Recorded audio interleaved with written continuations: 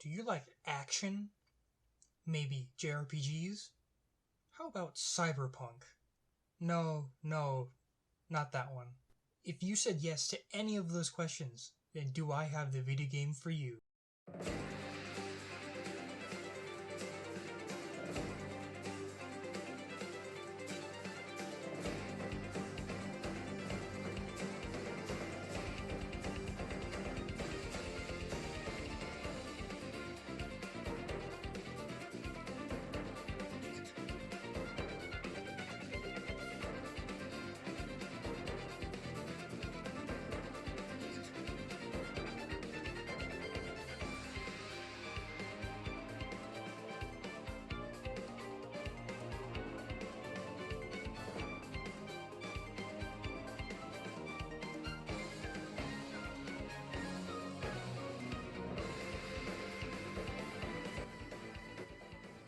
On May 7th, 2020, Bandai Namco posted a video on YouTube with a new IP in the works.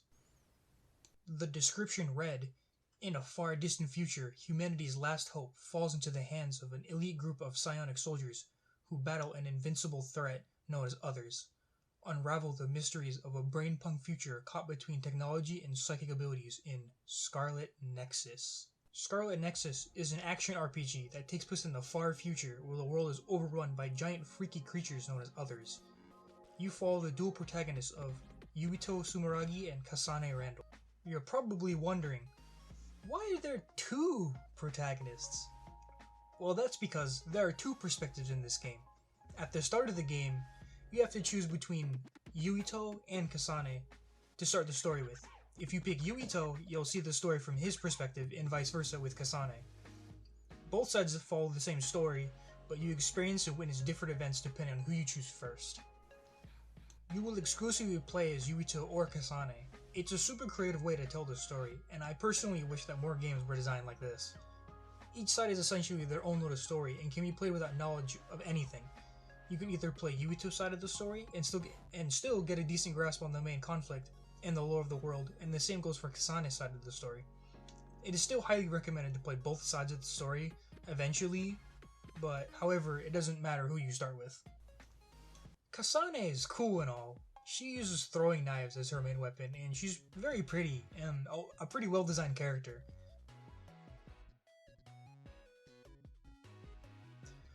But have you seen what Yuito looks like? He's got the drip. He clean as hell. He got that red stroke in his hair. He uses a katana. He's the definition of stylish. I started with Yuito's side of the story first. The game starts out with Yuito being enlisted into the OSF, or the Other Suppression Force. He goes through the process to gain psychokinetic abilities, and then is thrust into a training exercise, which is basically the tutorial for the game. Like I said in the beginning of the video, Scarlet Nexus is an action RPG. The combat is action-based. However, it has several elements from JRPGs. Think of Final Fantasy VII Remake, Tales of Arise, or Kingdom Hearts. Scarlet Nexus is basically just like those games. The special gimmick of this game is the psychokinetic abilities. Each party member has their own psychokinetic ability, like the ability of fire or the ability to go invisible. Yuito and Kasane both have the same abilities, which is called psychokinesis. The whole gameplay revolves around this gimmick. What does Yuito and Kasane do specifically? They throw shit with their minds. Just yeet that car at the enemy. It's gotta be one of the coolest powers in a video game. Who doesn't want to throw cars with their minds? The gameplay loop for Scarlet Nexus is essentially bashing the others in the head with your sword and throwing rocks and cars with your mind. It's pretty simple, like all action JRPGs are. But also like other JRPGs in the action genre, there's an incredible amount of depth in the gameplay that can enhance your gameplay.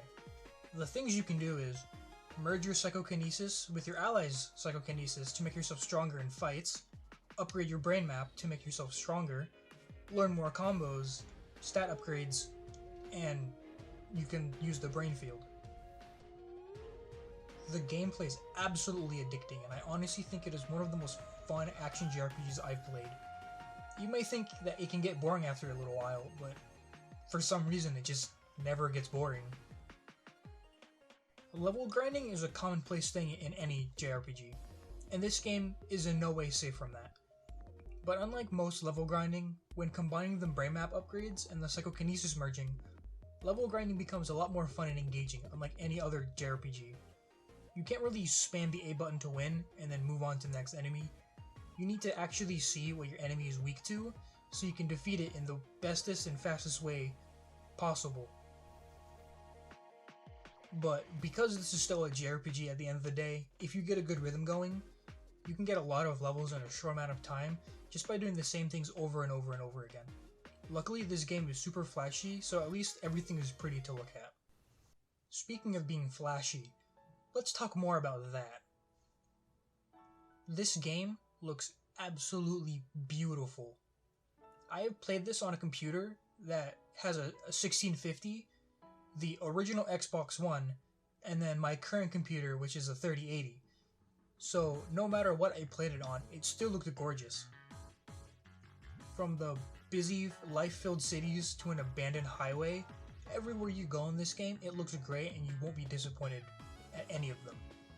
Hell, even an abandoned factory and an abandoned hospital looks creepy yet beautiful at the same time. The cyberpunk design is one of my favorite genres in media, so naturally I would love how this game looks. Another thing that makes this game great is the music. The music is some of the chillest music in any video game, and instead of having a lot of tracks sounding epic like other JRPGs, the tracks are really chill. You can honestly vibe to the whole soundtrack if you wanted. Some of my favorite tracks are the ones that play at Hieno Mountain, Kunad Highway, and Seiran City.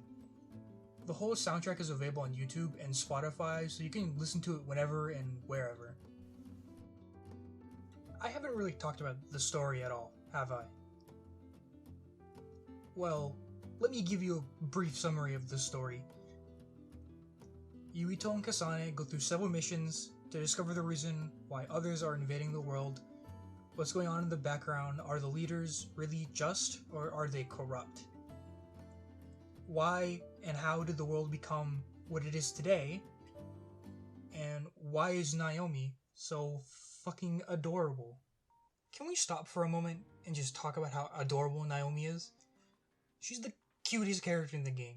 She's kind, caring, and did I mention adorable yet? I want to protect her with every fiber of my being, and I'm still so sad to this day that she's not a playable team member.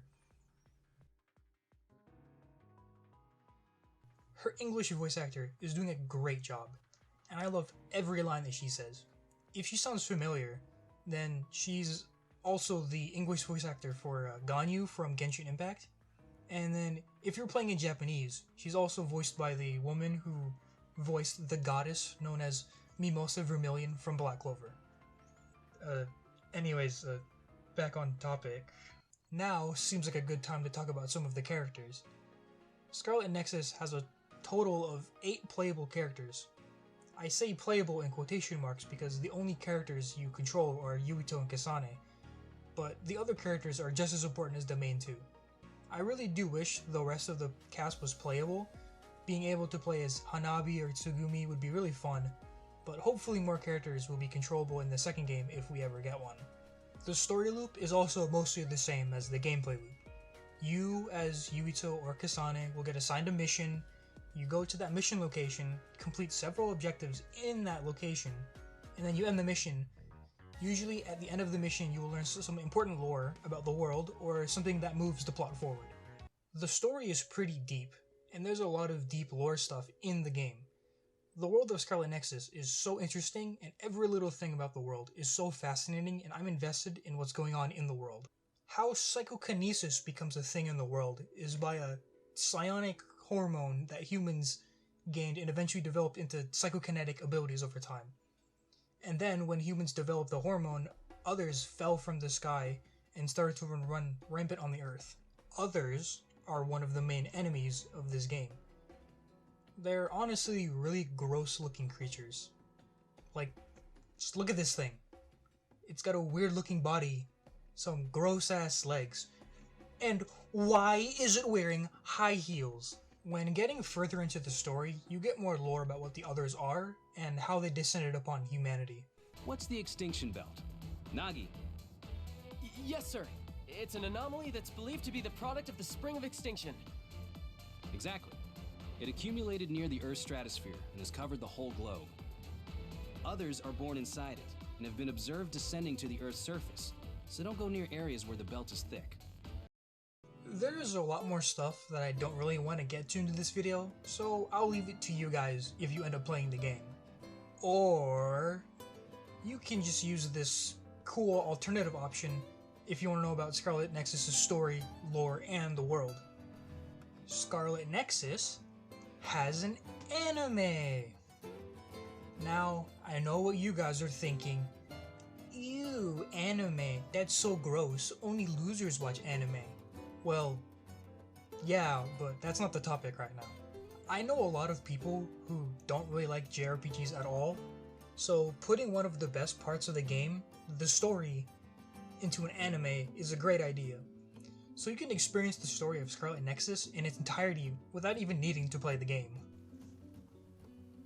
Although, in my personal opinion, I feel like you should play the games and then watch the anime. A fun little thing that they decided to do with the anime was that in some episodes, you can look for secret codes in like the first couple of episodes, and then you can put those codes into the game and you can get some nice little cosmetic items.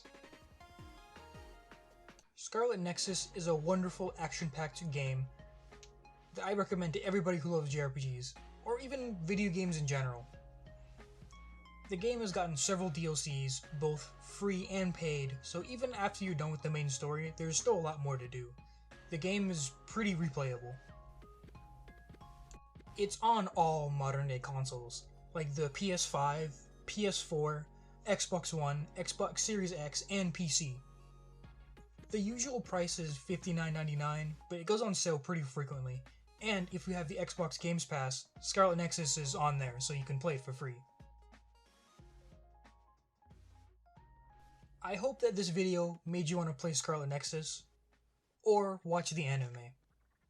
Honestly, Scarlet Nexus is probably one of my favorite games of all time. So, I hope that you play the game. Or, you know, just play Persona 5 for the 4th fucking time this week.